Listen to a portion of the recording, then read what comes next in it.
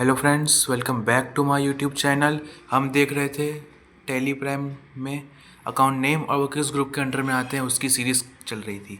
3 parts में already बना चुका हूँ जिसमें मैंने आपको कई सारे अकाउंट नेम्स और उनके ग्रुप्स बनाए। आज है part 4 which is last and final part.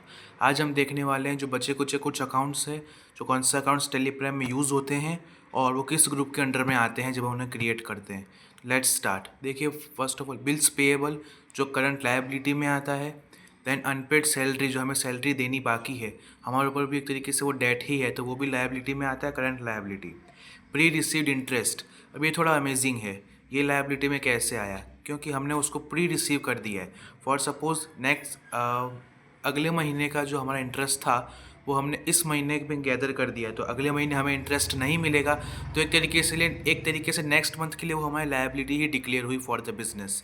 तो इस पॉइंट ऑफ व्यू से वो करंट लायबिलिटी ग्रुप के अंडर में आएगा। नेक्स्ट आप देख सकते हैं बिल्स रिसीवेबल, ऑफ कोर्स वो रिसीवेबल है, हमारी इनकम होने वाली है, तो वो असेट। लोन गिवन, असेट, हमने लोन दिया है तो हमें अमाउंट भी वापस आएगा, वो इंटरेस्ट भी हमें उसका मिलता है, तो इस पर्पज़ से वो असेट है।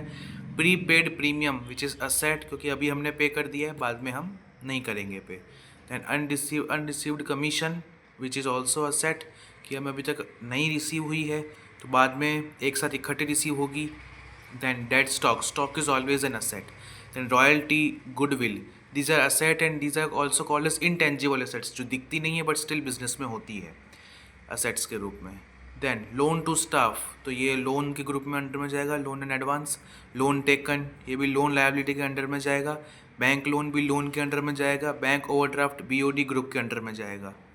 बैंक ओवरड्राफ्ट मतलब हमारे अकाउंट में जितना पैसा है उससे ज़्यादा हम विड्रॉ करें, उस पर थोड़ा इंटरेस्ट लगता है बट हम विड्रॉ कर सकते हैं, ऐसा ऑप्शन आता है for a particular time period.